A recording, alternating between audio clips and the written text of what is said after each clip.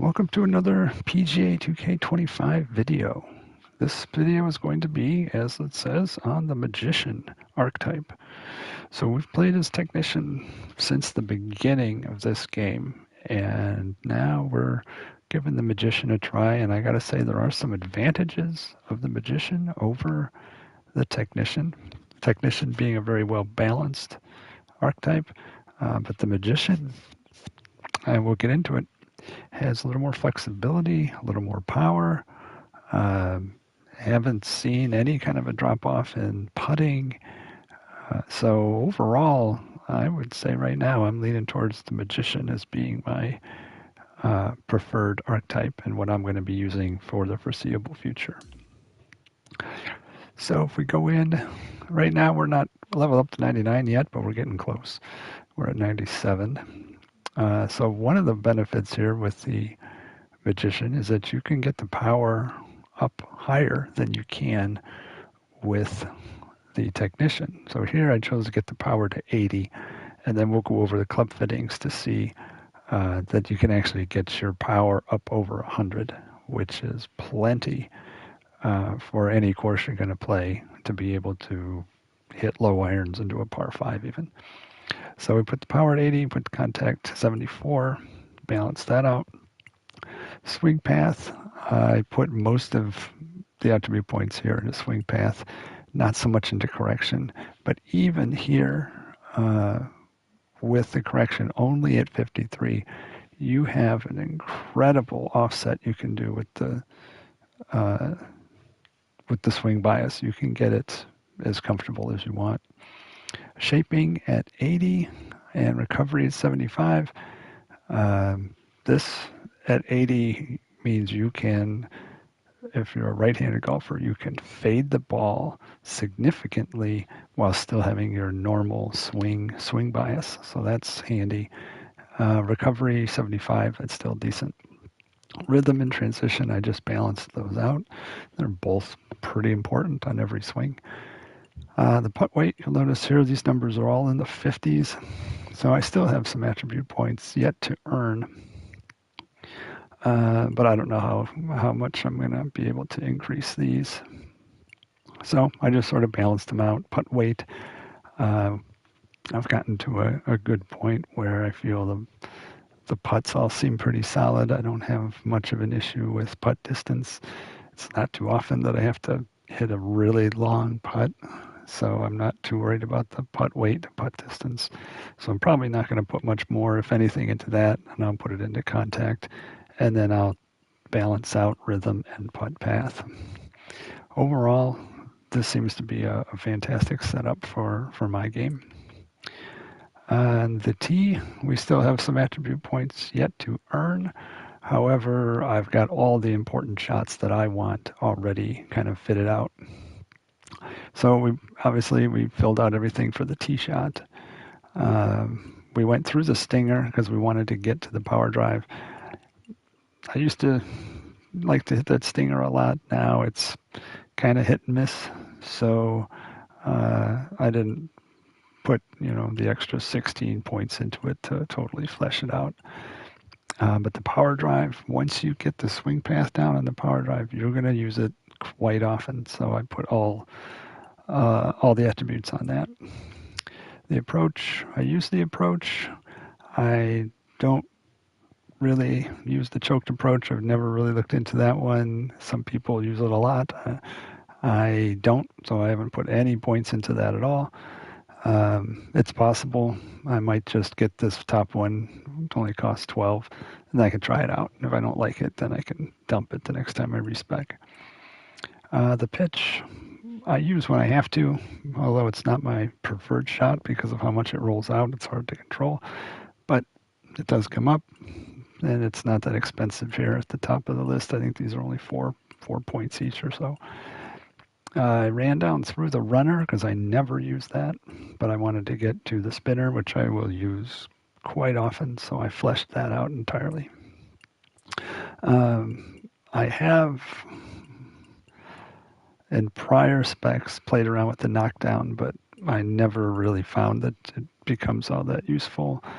The driver, or the Yeah, which one is it? Yeah, the driver off the deck.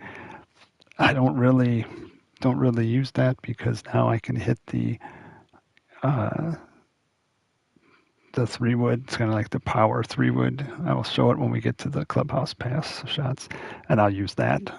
Um, so I don't really need the driver off the deck. Recovery punch is basically free, and that's good enough for as often as I might ever use it, um, which is hardly ever. It's still available. It's just not maybe going to be super accurate. The flop I use a lot, so I spec that all the way out. The super flop, I use that a lot, so I spec that all the way out. And the recovery, I found I never really did much with that. And the choked punch, for the same reason I don't use the choked tee shot, I don't use the choked punch or the choked approach. In the bunker, I'll use the splash if it's a longer shot, but for the most part in the bunker, I'm usually around the green, around the pin. So um, the pick here is the weapon of choice. The power pick, I've gone probably rounds and rounds and rounds and never used it because it's only a fairway bunker shot where you're kind of far away, and I tend to not get into fairway bunkers that often. So it's definitely a recovery shot, even though it's here in the bunker section. But I'm not going to spend 16 points on it because once you get your 500 and you spec the rest of these out, you're going to have to make a few choices. And if you could save 16 points right here, I think that's a good move. Around the green, chipping, I use that a lot. Putting, obviously. The lag putt, I don't care about. It's very seldom that I will be so far away that I'll need a lag putt. And the greens tend to not be that big. So a normal putt you can hit darn near 100 feet. Now, if you're going uphill or something stupid, yeah, maybe you'll be in a situation. But I just went through this one, and I went through this one, the Texas wedge. I never found a use for. I wanted to flesh out the entire green reader, which I did. And this other one up here, the bump and run, I don't care about that. Make sure you go in here and you equip all of these fittings. You will earn them and unlock them through the clubhouse pass, but you have to come in here and actually equip them. So go check that out. If you haven't done it, you might have a whole bunch of shots available to you that you don't even know about. So from the early seasons, you had the tie spinner. I used to use that a lot. Now I've kind of given up on that because there's the 3 different flop shots. There's chips. There's the regular spinner. So there's all kinds of shots. I have not used this one in a long time. The long flop, I use that all the time. The lob, I will use that in place of the pitch. It's kind of a longer shot than the flops, but it has less rollout than the pitch, so it's more controllable, so I will use that.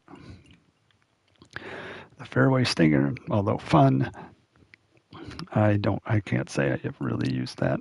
I used it when I first got it just to see what it was about, but then it really hasn't come up. The power approach, this takes the place of my driver off the deck, basically. I can hit a 3-wood with a power approach and get really good accuracy, and so I don't care about the driver off the deck. Put my points elsewhere. And then the latest one, the long recovery, I can't say I have probably ever used this. Says can be performed with hybrids, long irons, mid irons from heavy, rough, and other challenging terrain. I probably either forget that it's even a shot to use, but I can't say that I have ever actually used it. So anyway, there you go. And then we have the 2 players to be named later. See what those are all about. So let's jump into something here just to have a look. Those are all the specs. Let's actually go jump into the golf bag and we'll take a look at what we've done to compensate for what we have on the player attributes. So here's our golf bag. Everything is top level, Tiger's Eye. Um, so I like this driver. Really, any driver that you get up to Tiger's Eye will perform exactly the same. So it's really more just the aesthetic of it, which I think looks pretty cool. And this one, I think, actually also has its own special sound effect. When you hit a good drive with this, it sounds like a little jet engine taking your ball off. So it's kind of cool. As you can see there, there's plus 20 on power. So if you remember from the player attributes, the power was set to 80.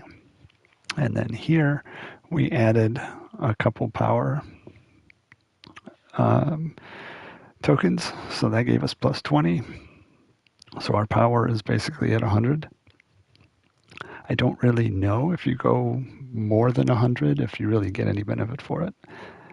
That might be something interesting to find out. But in any case, I just wanted to make sure I got to 100. So I put the power there, and then I spread the other three fittings across contact, rhythm, and transition just to get the benefits out of that. Did pretty much the same thing on the 3-wood, getting that power up to 100 and then spreading out the other three. The irons, I was not as crazy about getting maximum power out of the irons. So we spread contact, swing path, rhythm, and transition there. And the nice thing about spreading them is that when you do that, you get the maximum benefit of each token. You can see there on the 3-wood, the power is only plus 20. I've got 2 tokens, so I'm only getting 10 each. When you look at the 3-iron, I only have 1 power token. I'm plus 12. So the Tiger's Eye clubs, that level gives you plus 12 on all your attributes. But if you stack the attributes together, they become worth less. So I've got a 3-iron, 4, 5, 6, 7, 8, 9. Got our pitching wedge. And then I went with the 52, 56, 62 wedge. And in my technician video, I kind of talked down having 3 wedges. And I think I probably had a 2-iron in that bag. And 3-wood, then 2-iron, 3-iron. So here I swapped the 2-iron for an extra wedge. I could probably even go with a 50 degree, 56, and 62. Not sure why I didn't go with that. Let's take a look. Change wedge, we got a 52. Yeah, I probably would go with that. So let's see.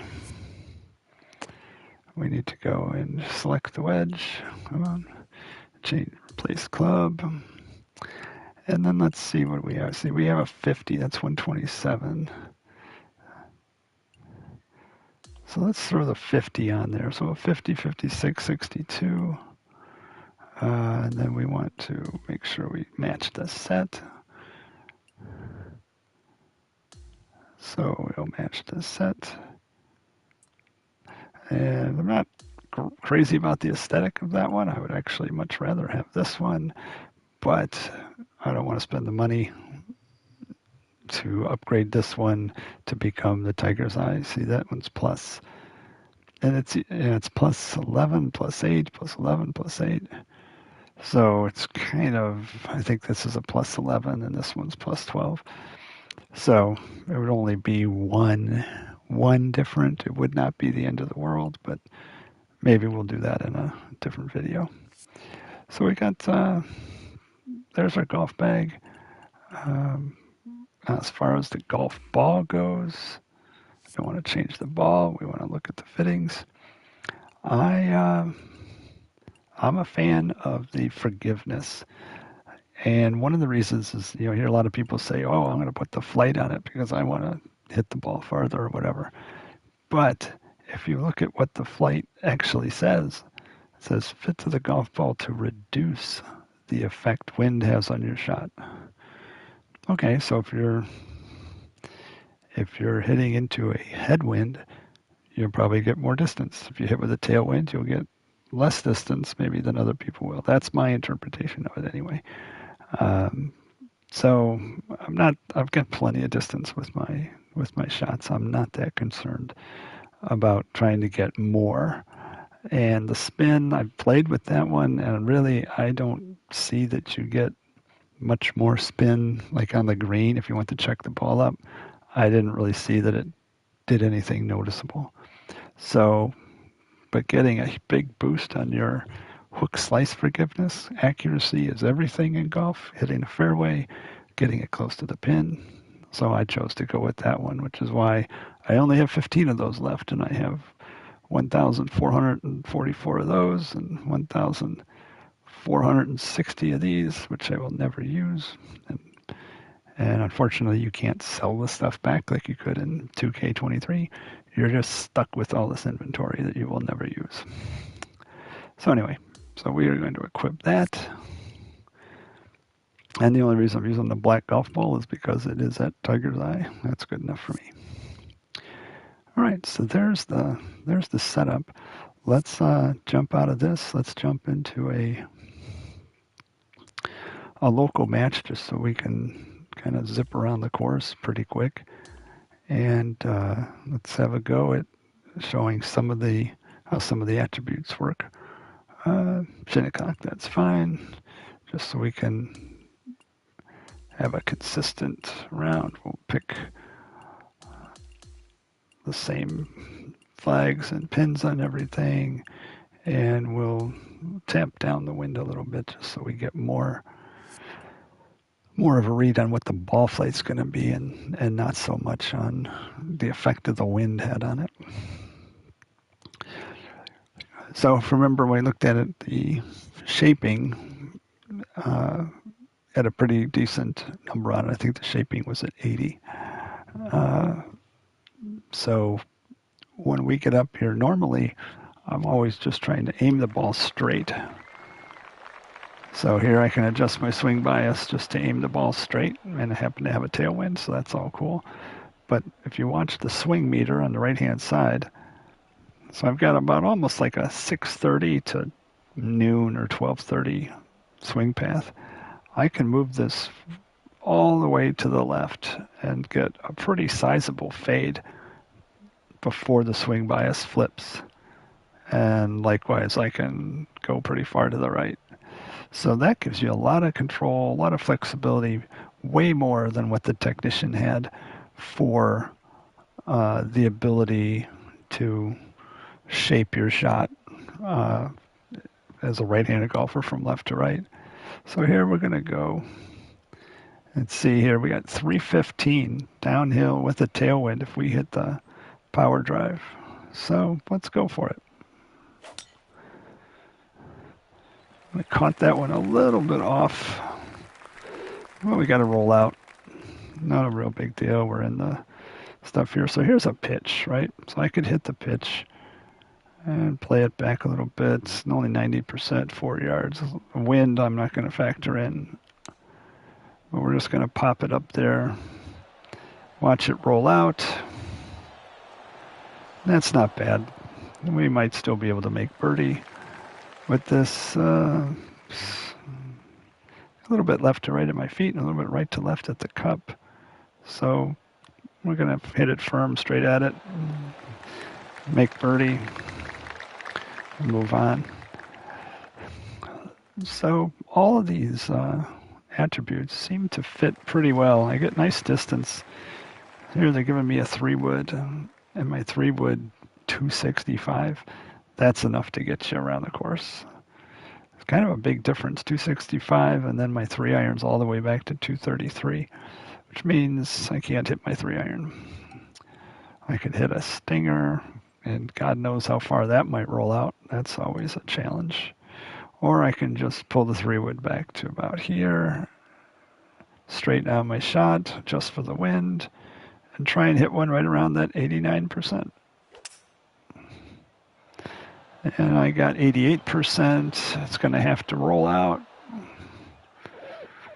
That's not bad. Gives us an opportunity for a birdie putt. And because I have the green reader on, I have a smaller grid. It's not super small by any means, but in fact, you use it long enough, you'll start to think that these squares are kind of big. So we'll go right around here. See if we can, too firm, putted it right through it. Hit it right through the break. Hit it right through the break.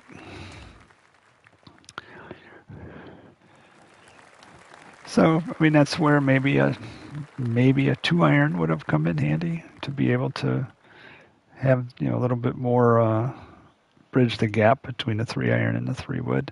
But that doesn't come around too often, so not too worried about it. Here's another shot. So I got 298 on my driver, which is pretty good. And I've got 317 on the power drive.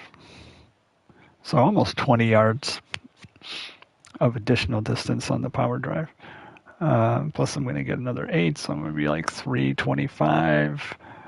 And then no wind, so we could hit a power drive here. But it is a little less forgiving than your normal shot. We got 364. That is absolutely plenty. 364 will be plenty all day long. So we got a little uphill with the wind. A little uphill, not so much for a lie. So this should be able to get kind of on point. I don't think the wind is going to kill us for distance. Oh, we came up short. The wind didn't help us at all. But that's actually good. Now we get this kind of a shot. So I could chip this up the hill. It's severely up the hill right here. But then even when it lands, it's still uphill to the flag. So I would probably chip this rather than hit a flop, because chipping it uphill, it's gonna, the ball's gonna stop a little bit easier than it would if you were downhill. And we almost made it. And then we have a pretty simple putt coming back.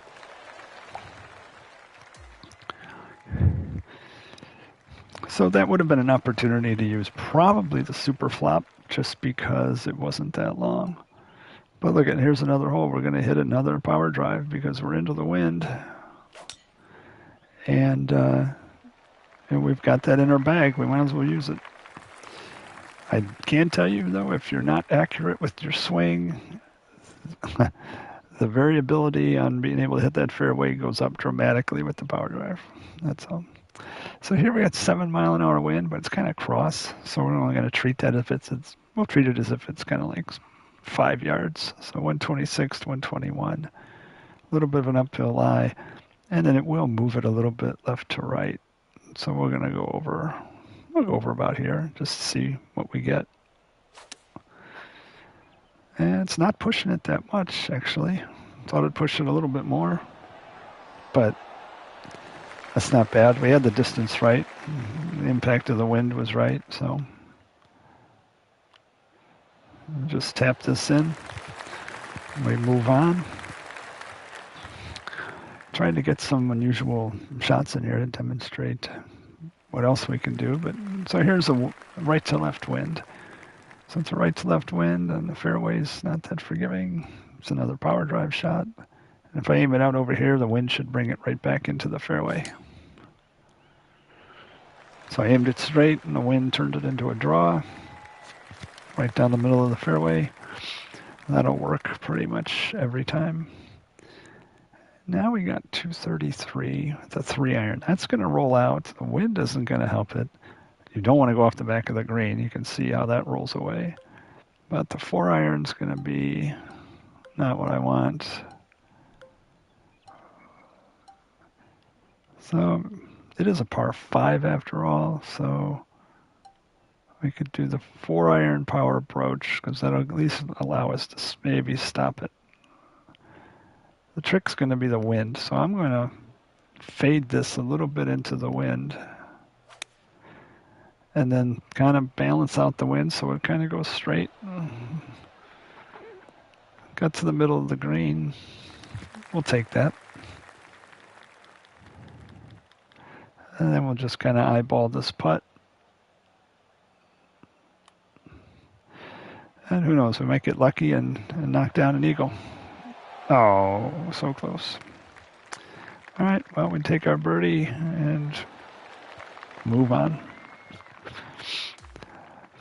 But so that was one opportunity to be able to use the fade swing bias to kind of hold the ball up against the wind and keep control of our ball flight rather than let the wind dictate everything. You can do the same thing here a little bit. Slight draw into the wind. See the slight draw, and then the wind pushes it back straight. That's perfect. It's just another way to control your golf shot. Now we got the wind right at our back, so we're going to aim this straight.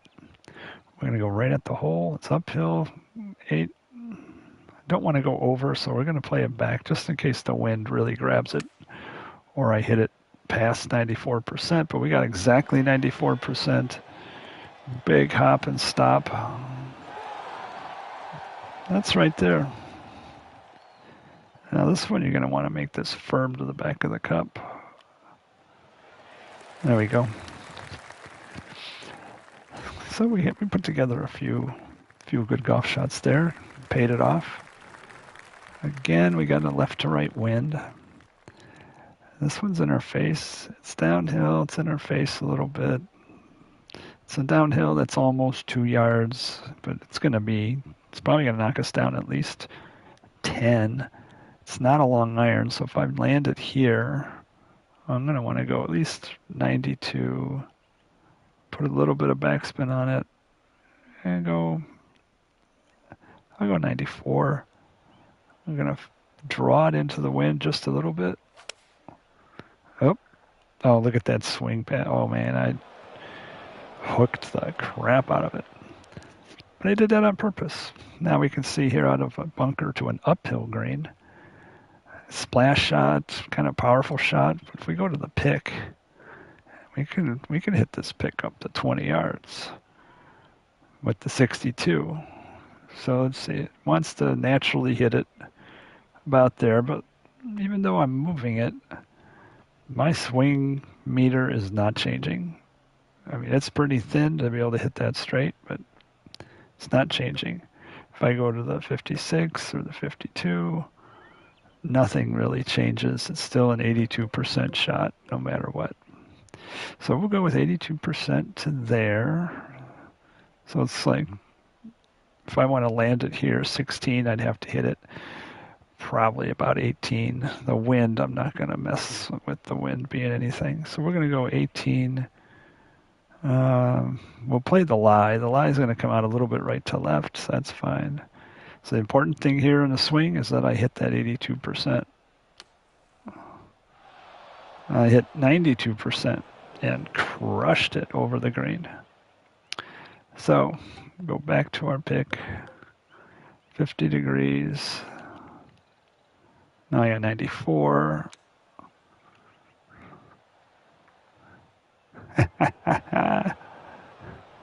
So it is pretty sensitive to getting the right percentage. And you can mess up a good round pretty quick. And then if you're talking while you're putting, you can even mess that up. So we make a big number here, but we tried to demonstrate the pick. You can get it out, but the most important thing is you want to hit that percentage number to control the distance. That's really your goal. So again, we're going to hammer the power drive out there, and for the most part, you're just going to get used to hitting the power drive on almost every hole that you can. As long as you can still, not get it too close to the green where you get some sort of in-between pitch and lob shot where you might rather have much easier shot such as this. Hitting an approach into a pin is usually, for me, much better than trying to hit some sort of a half shot, even if it is a lob or a pitch. Those tend to be sometimes a little more tricky to get them truly close to the hole. Here's another power drive shot. It actually goes this way. Where's the flag? I can't see it. That's in the middle of the green. So we'll go this way. Hopefully it won't go too far. We're probably even on a different hole. Yeah, we're on a different hole, I think, maybe. Not really sure. Oh, we took that route. Now we're going into the wind uphill. So uphill 30 feet, that's 10 yards, which would mean 72. Into wind, that's probably 12. So might be 84. So we're going to go, we'll go 79. Yeah, call it 180. Aim a little bit left for the wind. The wind's moving it. That's okay. And it's a little long. But we're on the green. We didn't totally hose it up. And we'll just eyeball this. Kind of run one down the hill. That's going to be below the hole. And we tap it in. I took a triple bogey on the 7th. That's great. All right, so let's see. Where are we at? Yep, so that's the front 9. I don't know that there's much more we're going to be able to really demonstrate here. Just keep pounding the power drive out here and see how we do. So I think now we're gonna play more for score. Okay, so here's a pitch up the hill, 22, which means we're gonna lose about 7 to 8 yards, which means the ball would probably land around here, which is way too short. So we could go 1 degree up. I could hit a pitch. But what are my other options? The lob, I know that'll run out less. The spinner, I know I don't have a whole lot of green to work with. I'm going to have to be really precise on where I land it, because if I hit that and land it here, I'd probably end up in the bunker. If I hit it and land it here and go past the hole, I'd probably roll off the back of the green. But it is a possibility. My long flop will only go about that far. Okay, so those are my options. We have not hit the spinner yet, so why don't we have a look at this. I want to land that spinner 61. I want to land it probably 53. I don't want to hit this downslope. I want to land it right around 53. But that's 22 up, so that's 7, so that'd be 61, maybe 62. I'd have to hit this spinner. And the farthest I can hit, if I push it forward a little bit, I can get 61 out of it at 100%. I have an uphill lie, which is not going to help, so I'm going to push it to 63. I might blast it over the green, but we'll see. If I hit it decent, I'd say that's pretty decent. That gets you right there. Almost made it. And you tap it in. So having all the attributes on the spinner really helps get the control that you want for that shot. So here's an interesting one. We got an 8 mile an hour slight tailwind, but we're up 6 yards. So, and we have this upslope. So ideally, I'd probably want to land it here and bounce it up to the hole. So that would be with the 8 mile an hour wind. If we go with the distance first, I'd have to hit this about 6. So I have to hit it like 171 in order to land it there because of the uphill.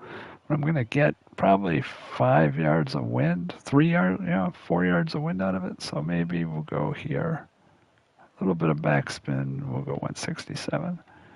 Could be way off, but we'll give it a go. We got 96. We're a little short on the percentage. But we got... Nope, it's going to... Oh, wow, it stayed. I'm surprised that thing stayed. So now we got a double breaking putt. So it's going that way a little bit. And then it's going to break that. So I think we actually... It's more right to left than it is left to right. So It's going to start off a little bit that way, but then it's going to come back.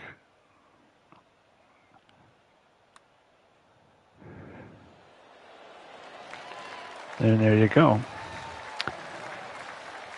So that, I mean, the putt weight lets you hit it solid and get some good pace on it, and get the distance out of it. But you want, when you line it up and you say, that's where I want to hit it, you want it to go there. All right, we got a little tailwind. Let's see if we can get it to the road. We'll even put a little fade on it to counteract the wind. And we still hooked it a little bit, but we're in the fairway. That's pretty nice. As long as the car doesn't come by, pretty good shape. 100 yards out. And we'll go 56-degree wedge, uphill, 9. We got a little bit of wind. And it's going to come off a little bit with that left to right lie. This should be in the neighborhood of the hole. There we go. And I notice with the Magician, the spin rate that you get back on the ball when it hits the green is more than what you had on the Technician. The Technician rarely spun the ball back. You could get it to check up, but rarely would it actually spin back like that just did. And that comes in handy because then you don't have to worry about coming up short of the hole. You can actually hit it a little past the hole. And if you spin it back, you spin it back. Here's a tricky one. Odds of getting this close to the hole are probably incredibly slim. The odds of getting into the sand trap or a weird lie are probably exceedingly good. So we're just going to hammer it down there and take what we get. Even if we hit it horribly, we'll get over here on the left, and we'll have this is a pitch. We also have the lob, the long flop, super long flop, 95%. I like that. 95%. We can land it up here and let it roll down, feet down to the hole. Now, look at that swing bias. I am not going to try and swing with my right stick and hit that swing bias. I'm going to take my normal swing and know that with my normal swing, I'm going to hit this well right of where I'm aiming. And probably about 45 degrees, I'm guessing, with this and with this lie. So I'm going to aim here, and I'm going to take my normal swing.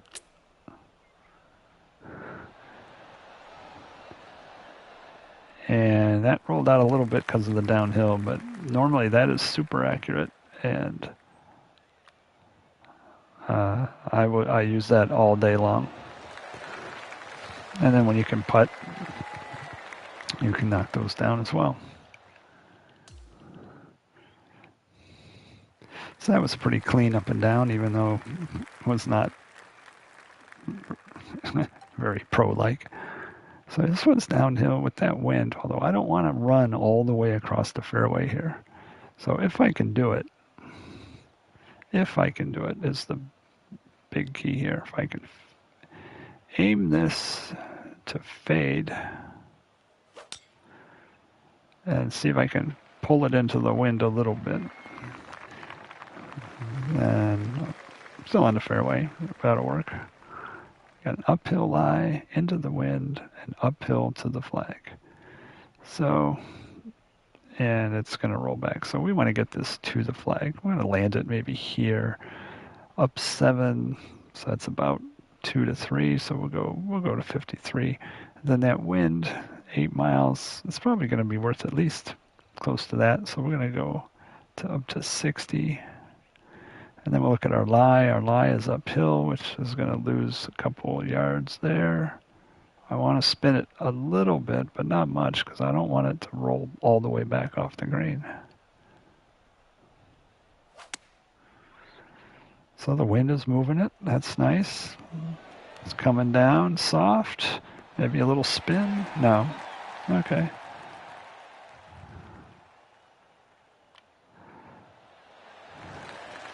So that works out.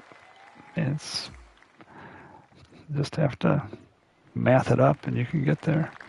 Oh, now we got tailwind, 3-wood, driver, power drive. I can't get to the green. I could try and bank it off of the grandstand, but I'm not going to get to the green. So we'll go back to our 3-wood. In fact, just to have some fun, we'll go to our 3-iron. Just poke it out there. With the wind downhill, 280 with the 3-iron. Leaves me 115. I mean, that's really exactly what you want. So what's the 56? I go 52, I'm going to have to back it way up. If I go 56, I can give it a little push. A little push, not much. Just pop it up in the air. I got 98%, but that should still be good enough to get it close to the hole. There we go, close to the hole. Tap in. Got ourselves that had to be a birdie. I don't think that was a par 5. That had to be par 4. And straighten out the drive. Yeah, this is a power drive all day. Main thing is you want to get it in the fairway. So you just hammer a power drive out there. 330 into the wind, up the hill, 347. Take that all day. Par 5, and you're going to have a look into the green. Uphill, kind of into the wind. I don't want to land it back here because it'll never get up there. So we're going to go power approach. Play the wind a little bit. And the wind didn't push it, but hopefully we're going to get the green.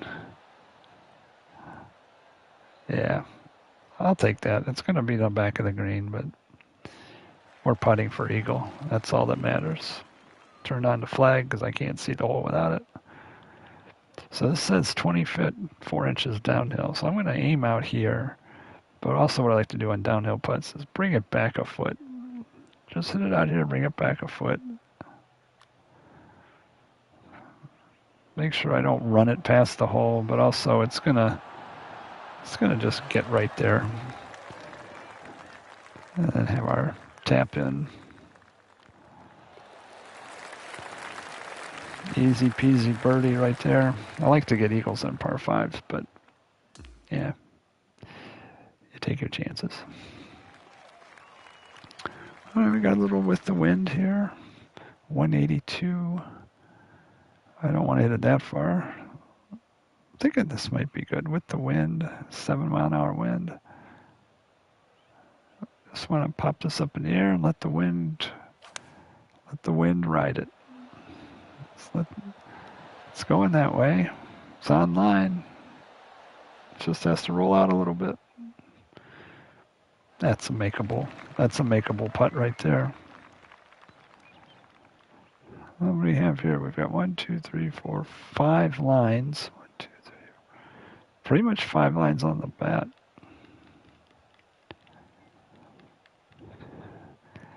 That kind of looks like it's not going to be enough, but perfect. Perfect. Just drain it. So what I'm finding is with the Magician, definitely get more power. So definitely getting more length off the tee for sure, which sets up much shorter approach shots, shorter irons into the greens and that. So that's actually a big help to the game. That's a big help to the game when you can have shorter irons into the greens, and then you have better control over where these shots land. So we got a left to right lie. So I'm going to aim a little left of the flag. 7-mile-an-hour in our face. So that's going to be true 7. So 158, let's see, we're only going 4 yards past the hole, but I think we're going to, that's probably going to be more than 7 yards on that wind. So we'll respect it, and we'll go with 9. And we kind of hooked it a little bit into the wind. And let's see. We would have been right. We would have been pin high. That's all right. So here, the splash or the pick. I'm actually going to go with the pick, and I just want to get it. This is really dicey because I do not want this to roll out crazy amount. So we're going to backspin it a little bit. We want to land it up here, but we don't want it to go crazy. We don't want to roll down the front of that green. There, that works. That works. Tap that in. There's another birdie. So we're kind of crushing the back nine pretty well. But we didn't get an eagle. We'd really like to get an eagle somewhere. Not so sure. Not so sure we really had good eagle chances. We had one long putt. But anyway, that's your magician setup. How I've got it, how my player attributes and everything are set. So, yeah, I'd recommend working your way up the ladder on the magician and giving that a go. I think it's got a real good balance of power and short game. No drop off at all that I can see in the feel or the accuracy of the putting. So I think the magician is the way to go. So thanks for watching, and I'll see you in the next video.